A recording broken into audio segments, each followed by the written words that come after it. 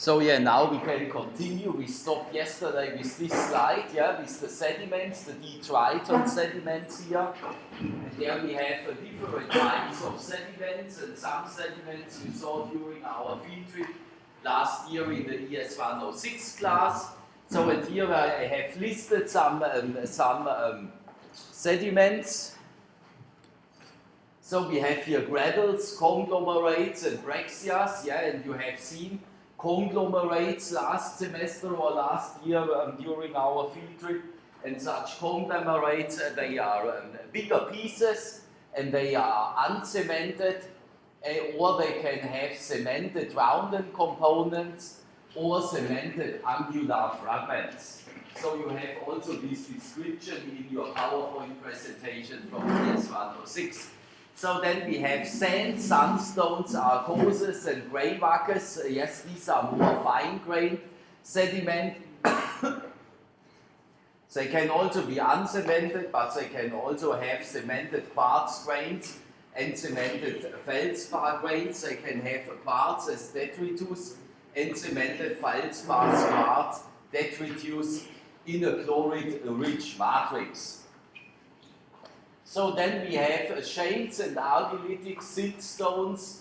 So these are unconsolidated silts, and they are very fine-grained. Yes, such a clay is a very fine-grained rock. It is about 4 micrometer in grain size. So in these clays are actually, they are sedimentary rocks.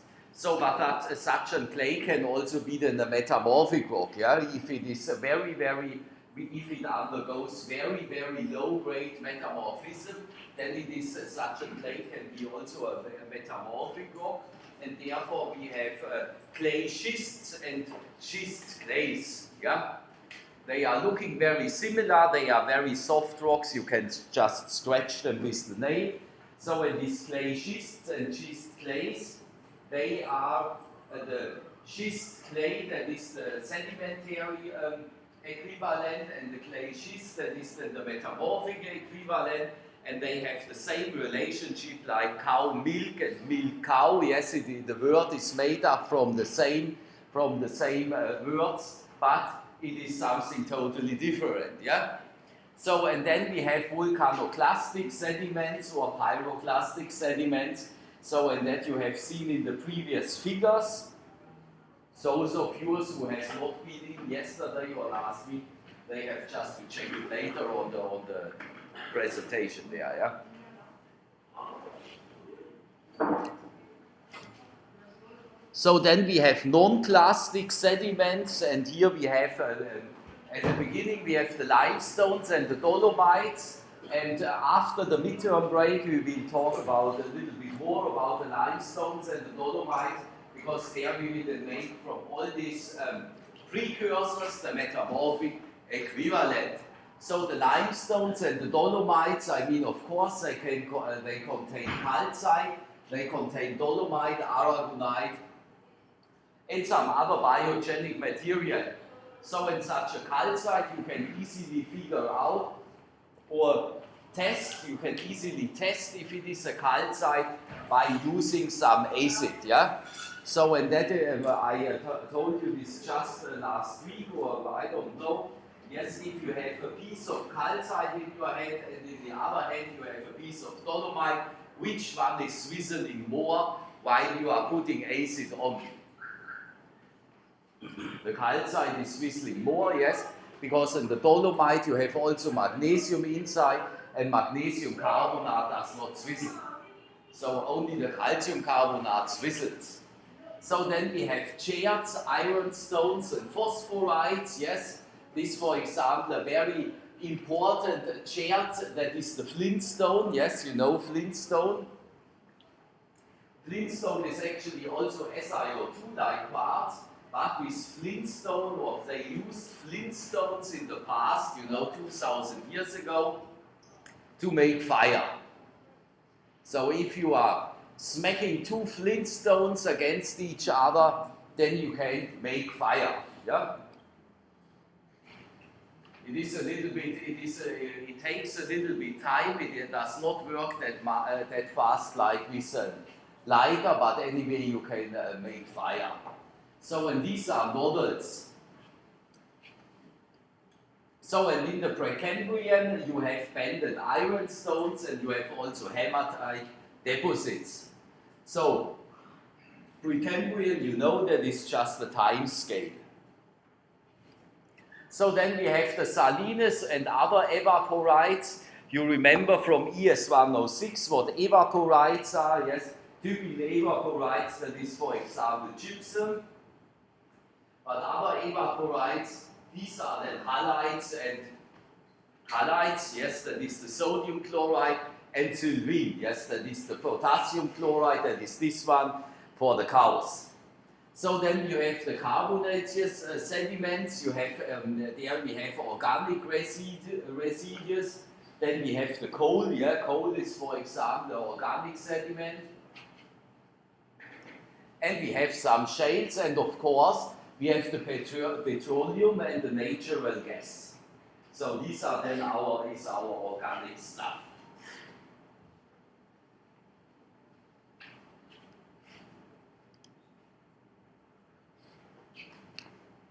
So, and here we have now another nice picture which shows us the rock cycle. Of course, here we have the situation like you can find it or like it is at the Andes. You have a subduction of an oceanic crust. Here at the top you have your oceanic crust, yes, that is this one. And here beneath you have the subducting oceanic lithosphere. And this subducting oceanic lithosphere we are calling the mantle slab. So in this mantle slab that is made up of ultramafic material. We discussed the ultramafic stuff also I think yesterday, yes. And this ultramafic material, these are the peridotites, and these peridotites can be subdivided in dunites, in harzburgites, and in lersulites, yeah.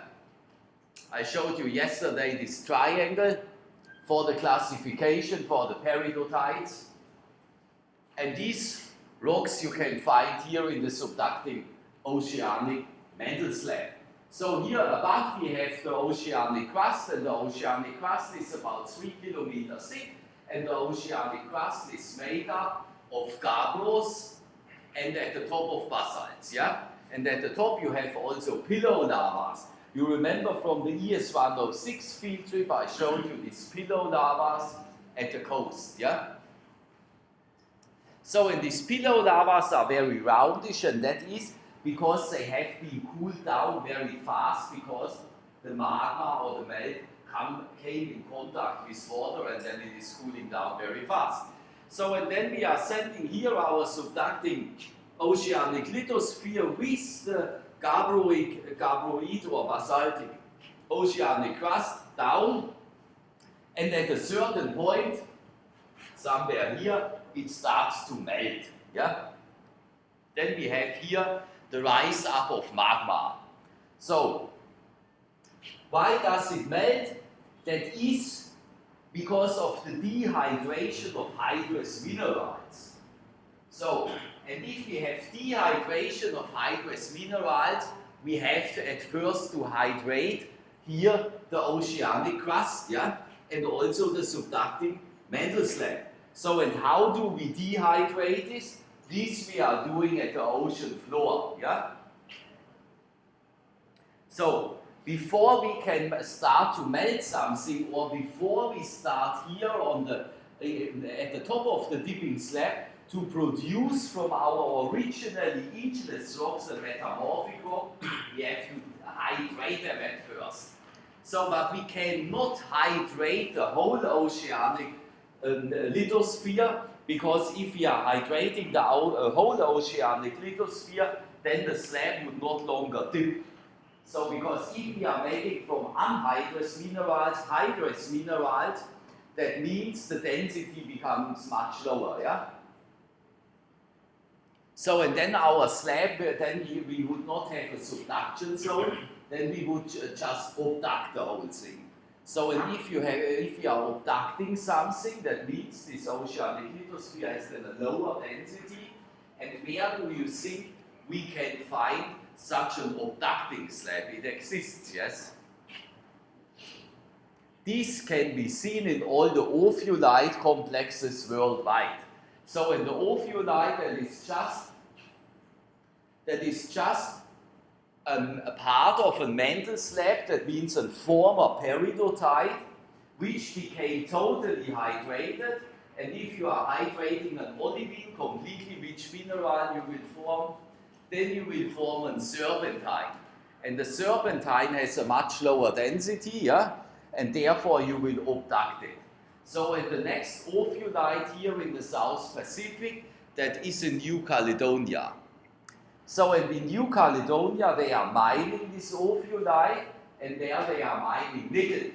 So, and you know that an olivine, I told you this formerly in class, an olivine can contain, or a typical mantle olivine contains 3000 ppm of nickel.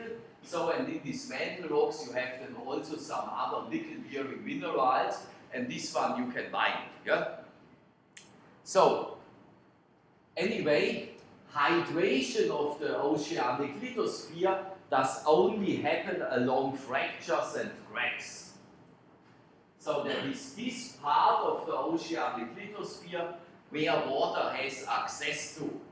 So if you are looking at close to the middle ocean ridges, or you are going from the middle ocean ridges towards to the continent, there you have a lot of very deep cracks. So, and these deep cracks, because there the hydration takes place, yeah?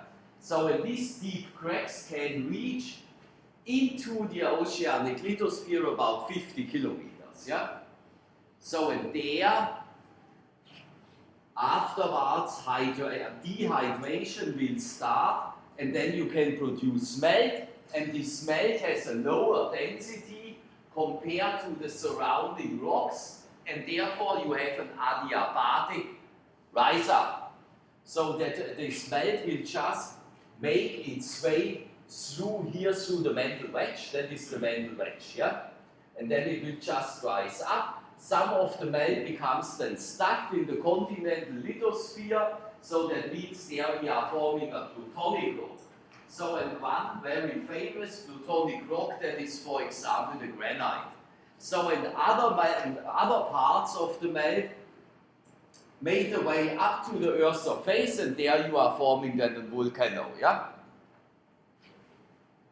So, and there you are forming the new continental crust.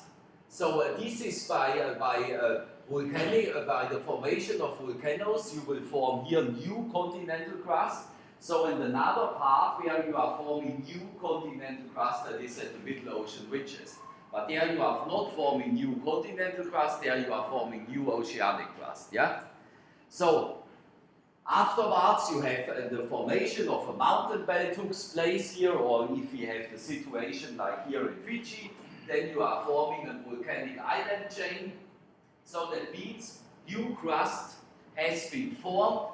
So afterwards, weathering starts here, and this weathering is just due to rain and wind, yeah? And in these areas on this planet where you have ice, then weathering is much more powerful. So when the weathering of rocks started, then your rock or minerals will just fall apart. I told you this by using the K-feldspar. If a K-feldspar becomes weathered, and that becomes very fast weathered, maybe within 10 or 20,000 years, you know that is in Earth scale nothing.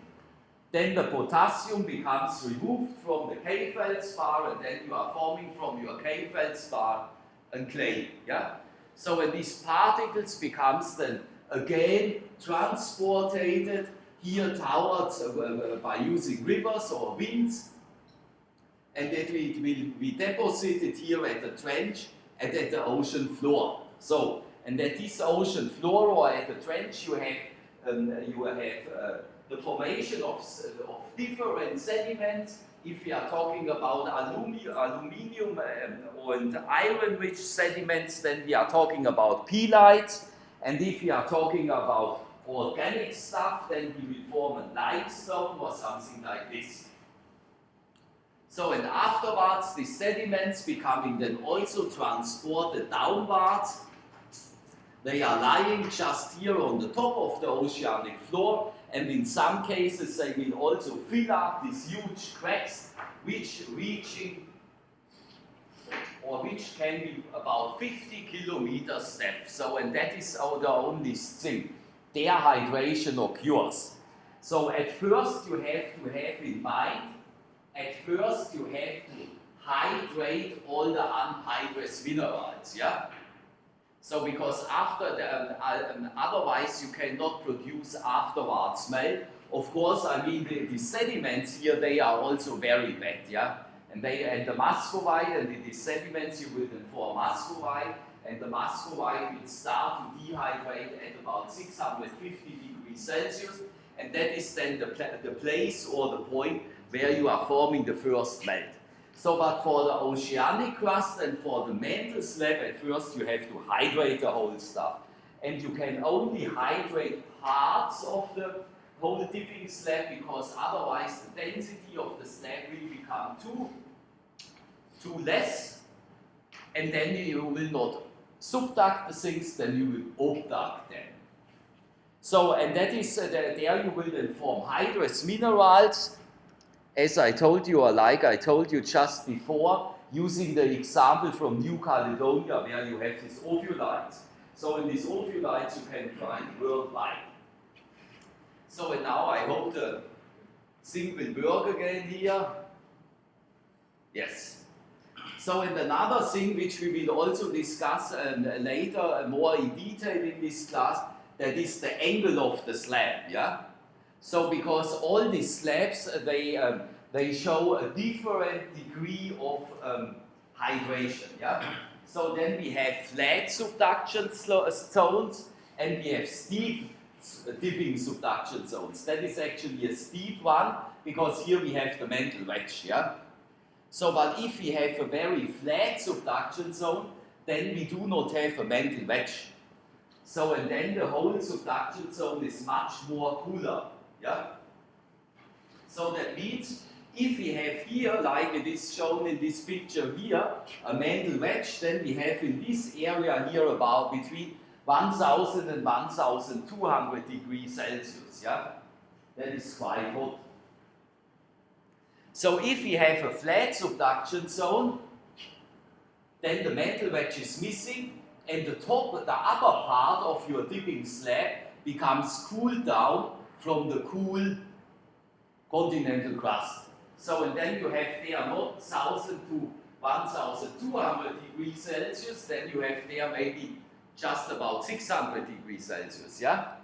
So in that 600 degrees Celsius, of course, you will find other minerals, or other minerals are stable compared to temperatures at about 1200 degrees Celsius.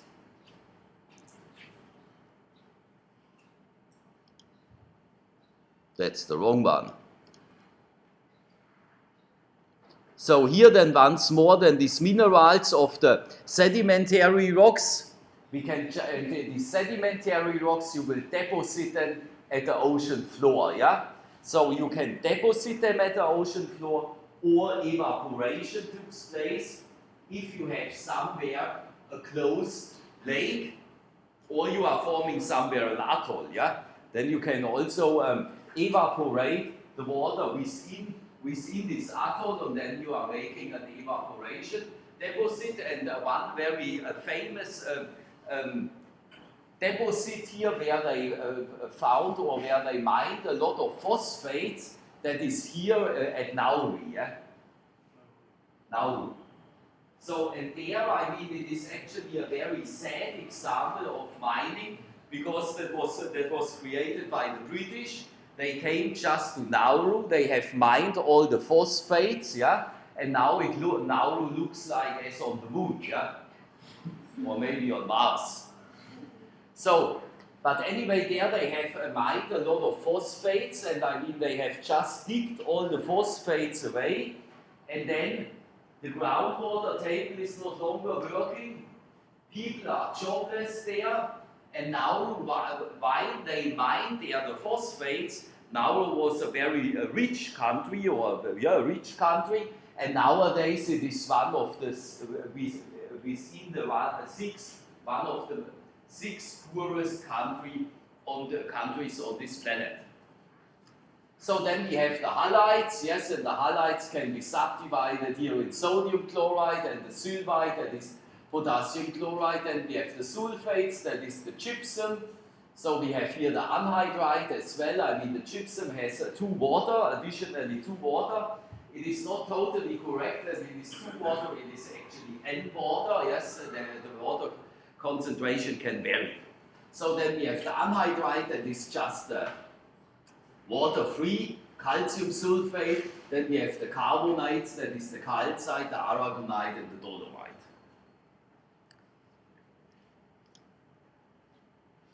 So, and here we have the next ones. We have here some other carbonates. Here we have the soda, then we have borates, that is borax. So, and then we have the silicates, yeah, and the silicates, we will do a little bit more in this class with the silicates, because the silicates, these are actually the rock-forming or the rock-forming minerals in the most common rocks which we can find here on this planet. So in the silicates, in the sedimentary rocks, we have the clay minerals. Yes, clay, I just told you that it's a weathering product from the potassium, from the K-feldspar. And then we have the large group of the sheet silicates. Yes, the sheet silicates we have written down here on the board. Before I have written down here the amphiboles yesterday. So, and you should use the formulas which I have written down yesterday in class, because last week I made there a mistake. So then we have here, of course, the clay mineral, that is here the kaolin, and here a very famous sheet silicate, that is the chloride, and the chloride, that is this index mineral which makes the green schist green. So, and then we have some oxides, and there we have, or I have listed here the hematite. So, and now we are finished with the sedimentary minerals, because I do not like them too much. So here we have again this picture, and these pictures you should have in mind, or you should print them out and hanging over the bed and so on, because they are very useful. So it is always better to make just a small graphic, yeah? You can do this also in the test or in the examination, because such a picture tells you actually more than one written page, yeah? So in the sediments, and therefore I showed you before all these different sediments, most of them becoming then here deposited here at the trench, yeah, and at the ocean floor. So if we have coarse-grained sediments, where do you think you will deposit them? Would you deposit these coarse-grained sediments here at the trench or far away at the ocean floor? At the trench, yes, because you cannot transport them so far. Whereas fine-grained sediments, you can deposit them much more far away from the trench, yeah? So, and therefore you get then also a different sequence of different sediments. Here are the coarse-grained, here are the fine-grained. And very, very coarse-grained, they will even not make it here to the trench, yeah? They will just become deposited somewhere inland in a river or in a lake, yeah?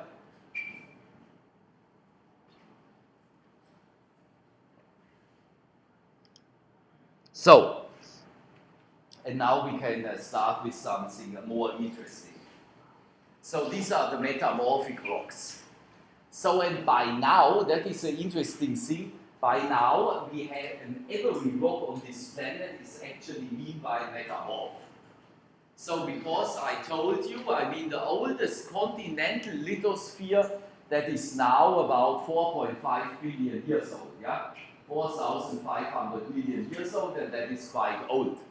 So, and the oldest rocks which have been dated by now, that is, they found them in South Greenland, yeah? And they are about 4.2 billion years old, something like this. So, and the oldest continent, that is the continent, that was the first continent, that was Valbara. So in Valvara was the first continent, and the first continent was very, very small, yeah? So because at the beginning, during the Hadean, yeah? During the Hadean time, that was the first 200 million years on this planet.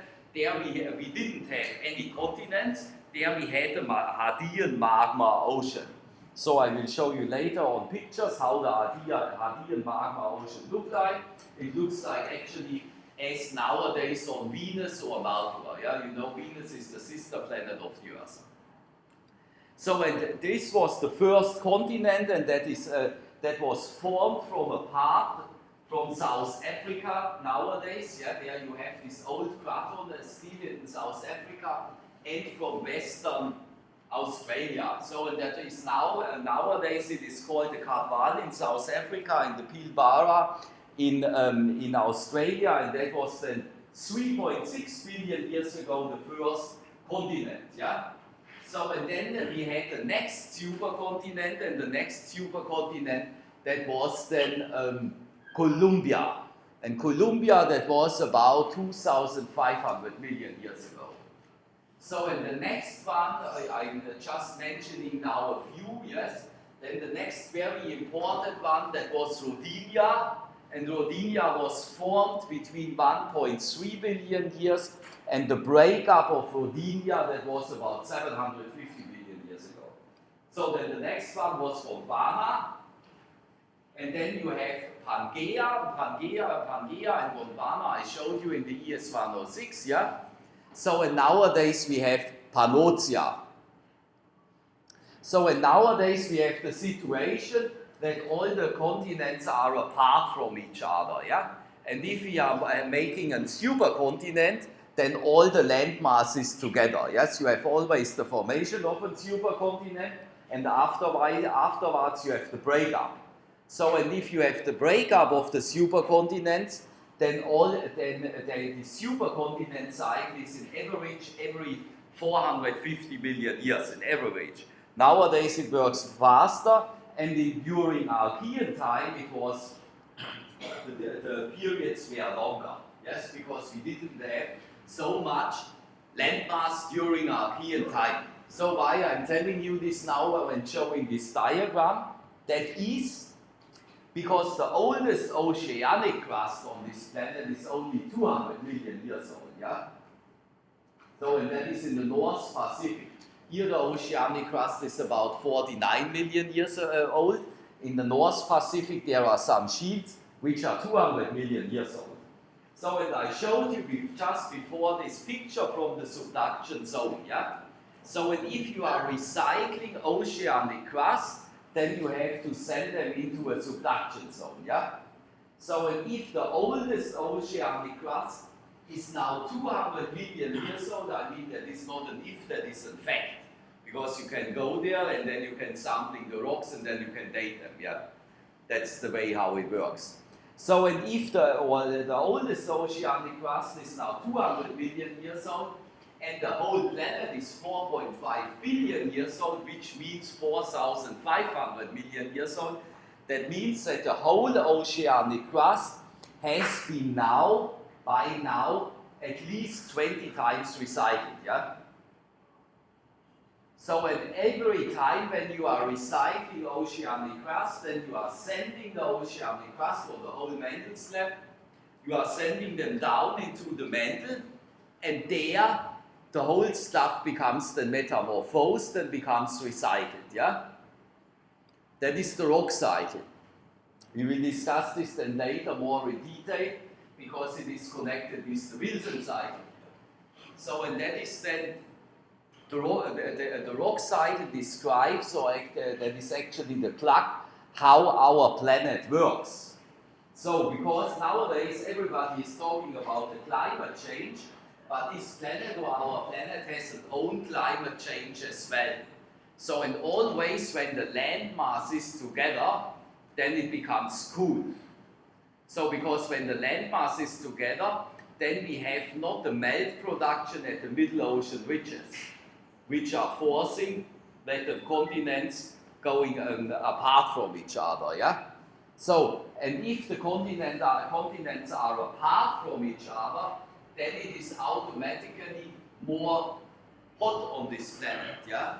Because you have the upwelling from the oceanic crust and you have the heat production at the middle ocean ridges.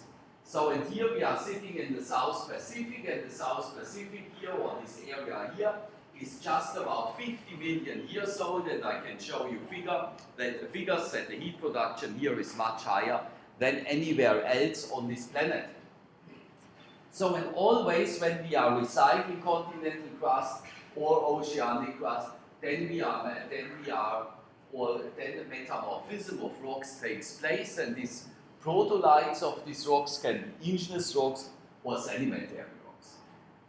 So here we have now a PT diagram of the mineral quartz. So in this field we have the low quartz, and the low quartz, that is this one which you can buy in such a mineral shop, yeah? That is this nice one with the hexagonal shape, yeah? The hexagonal quartz, and the hexagonal quartz has a density of 2.65. So it has a low density, yeah? So when the density changes then, if we are increasing the temperature, then the density will even become lower, yeah? So because our atoms starting to sphere much more, that is actually the Brownian movement of the molecules. So and if we are increasing the pressure, then our density will also increase, yeah? All the minerals are doing this, yeah? And if we are going then to a pressure of more than 80 kilobars, and 80 kilobars multiplied by 3, that is then about 240 to 250 kilometers, yeah? If we are sitting in a depth of about 250 kilometers, or let us say in a depth ranging between 200 and 250 kilometers, then we are sitting in the diamond window. Yeah? There we have then the pressure, the necessary pressure to produce diamonds. So in the diamond, you know that is the graphite, and the graphite has a much lower density compared to the diamond. So and here we have then a quartz which is called the stishovite. So and the stishovite has a density of 4.35. So if you are bringing back these rocks to the surface, and you can bring them back to the surface, that can be a volcanic eruption, yeah? Then you are bringing them very fast back. Or you have a kimberlite. The kimberlite is something like a volcanic eruption, but the kimberlite uses a pathway, yes? The melt from a volcanic eruption becomes just molten through the continental crust, whereas the kimberlite runs then through an old volcanic pipe, that is one possibility, or it runs through a fault system, yeah?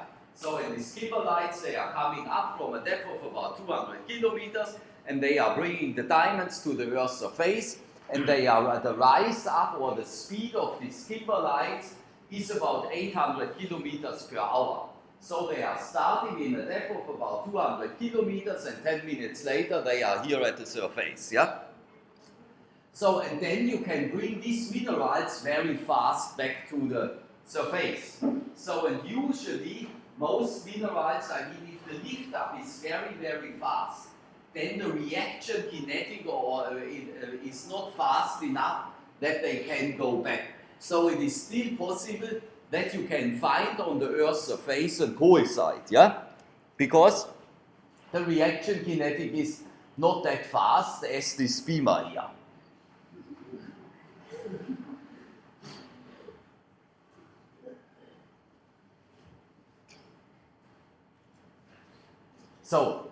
But you can also bring other minerals back to the Earth's surface by erosion, yeah? You are eroding the continental crust, and then you are bringing these minerals lying beneath, you are bringing them then back to the Earth's surface, and then you as a geologist can run around with your hammer and hammering them. So, and then you will get some minerals, for example, these amphiboles, I told you, while we are putting aluminium into the amphibole, then Aluminium bubble is smaller than the magnesium bubble and the iron bubble. That means the volume becomes then smaller from one atomic unit, and that means when the volume becomes smaller, then the density is higher, yes? And such an aluminium-rich amphibole is then formed at higher pressures compared to a pure magnesium and iron-bearing one. So, but there we are changing the chemistry, and by changing the chemistry, you can then you can get, or you will get variations in the volume of the atomic unit, and you will get variations therefore in the density, and then this aluminium-bearing amphibole is stable at higher pressures. So, and here we have only quartz, the system quartz, and quartz is always SiO2, but while we are increasing the pressure, then our tetrahedrons will move and they will just then form a smaller package. So and now we have here a stishovite, and this stishovite has been now not found on the Earth's surface. So you can form this stishovite, yes, under these high pressures in the Earth's mantle, or you can also form them by an impact. You know, if you have a meteorite, yeah, then you are getting also these high pressures to form such minerals. But this stishovite will then always go back. So the only thing what you can find is a coesite, and then if the uplift is more slow, then also the coesite will go back to a low quartz variation. So, but you can, what you can do, you can study other minerals, and we are just using here a mineral which is called garnet, and you know by now what a garnet is, yeah?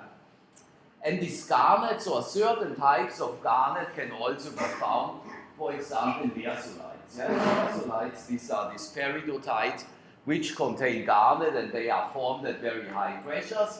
So, and if there was a stishovite as an inclusion inside, yeah, as an inclusion, you have always, you will see this then when we are doing some microscopic work, you will see that some minerals occur as inclusions in other minerals. So if there was a stishovite in this garnet, yeah, and then we are bringing this garnet with this stishovite inclusion to the Earth's surface. So and then the stishovite likes to go back in this low quartz modification, yeah. So what do you think you can observe in your garnet crystal? So if the density becomes lower and lower, then the volume becomes bigger and bigger from your stishovite, yeah. So, and what happens then with the garnet? You will form here around your garnet, where the stishovite was, you will form here cracks. So, and then you can model this, and then you can recalculate how big the mineral was, which was inside this garnet, and then you will find out that there wasn't stishovite.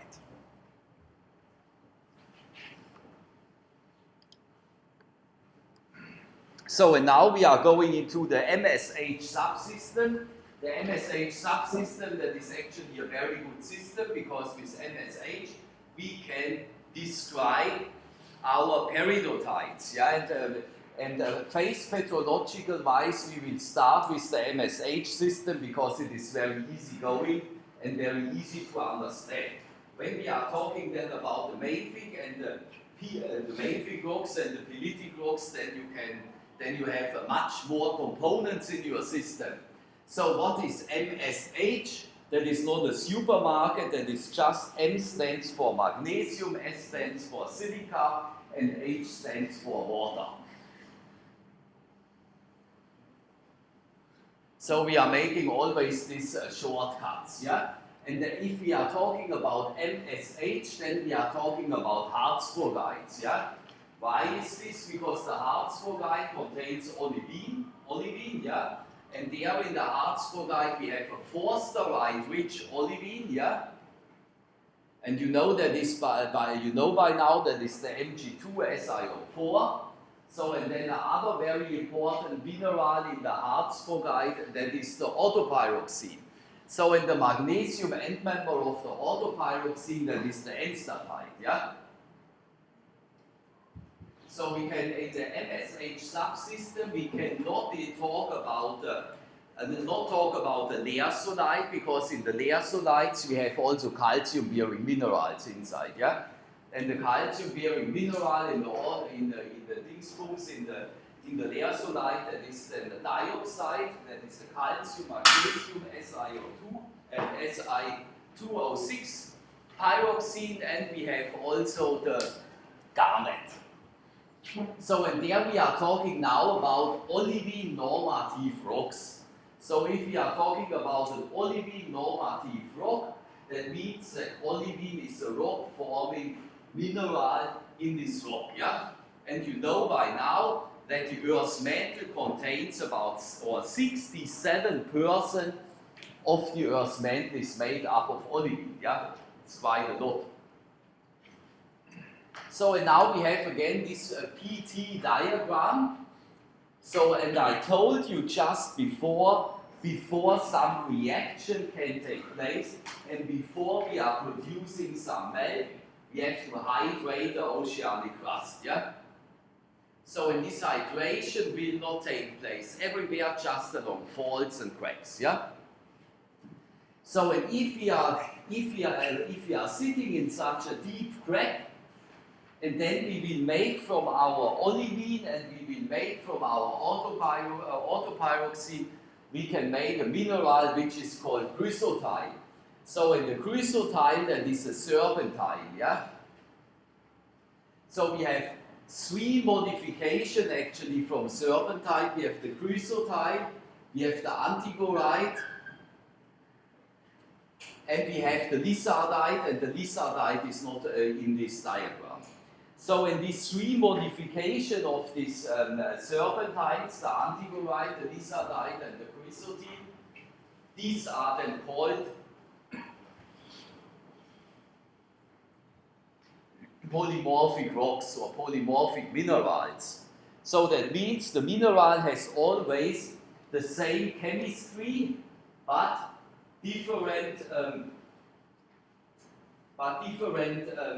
crystallographic systems. So, and that is a pressure-dependent thing. So, in this chrysotile, you know this chrysotile maybe because it is also called asbestos. Yeah.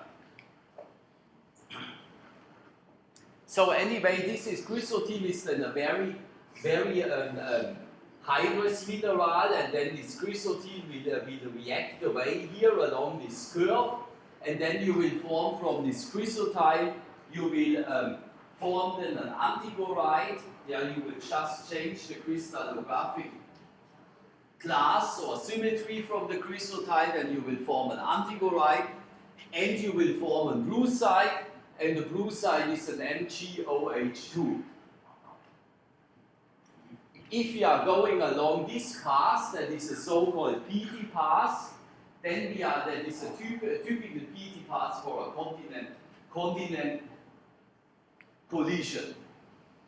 So then at about temperatures of about 400 degrees Celsius, the brucite will break down, and if I'm saying it breaks down, then I'm saying that it is just reacting away. So and if the brucite reacts away, then we are forming here the first forsterite, yeah? So and this forsterite has another chemical composition to this forsterite that is just not seen in this diagram because we have not included iron, yeah? So but this forsterite, which is formed at lower temperatures, that is then an iron-rich forsterite, yeah? That is the Fn exchange. So in the forsterite formed at higher temperatures, that is the magnesium-rich one, yeah? So and then along this curve, at about 600 degrees Celsius, here in this, if we are following here this PT path, then our antigorite will react away, and then we are forming from our antigorite the talc. So, and if you are looking at the talc is a sheet silicate. We did this just yesterday and last week. The talc is just a sheet silicate, and talc has one OH2 group, yeah? So if we are looking for the chemistry from a serpentine or an antigorite has an OH4 group, yeah? So that means the antigorite has more water in his crystal lattice compared to the talc, and that means the talc with a lower water concentration is stable at higher temperatures. So then we are forming here, here in this window, the talc will dehydrate, and then we are forming the andophyllite, yeah? And the andophyllite, I have just written down it, yes, I have written down it here, that is the andophyllite here, yeah? That is this orthoamphibole, and the andophyllite has also one OH2 group like the talc, but if we are looking the andophyllite has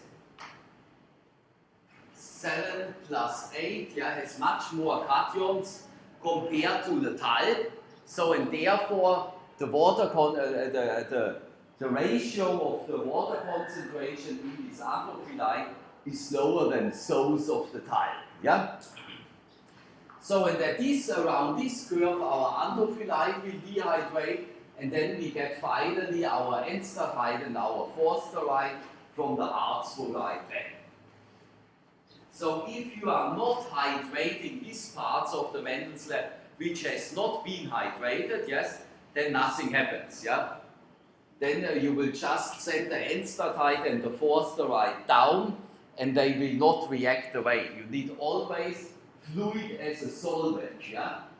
That is the same while you are cooking spaghetti or so. So you can cook your spaghettis only in a pot with water, because without water nothing happens.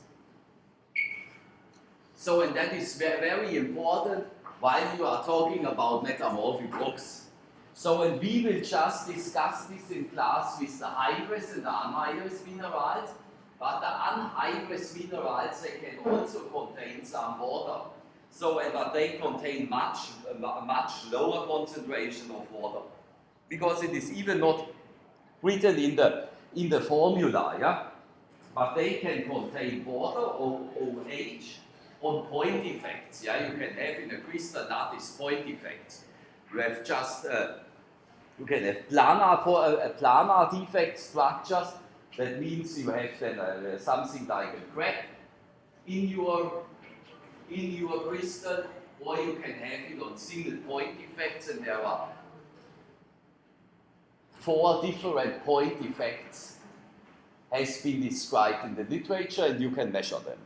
So, and that is this small water concentration and point effects and planar defects that is often enough, then you can trigger mineral chemical reactions.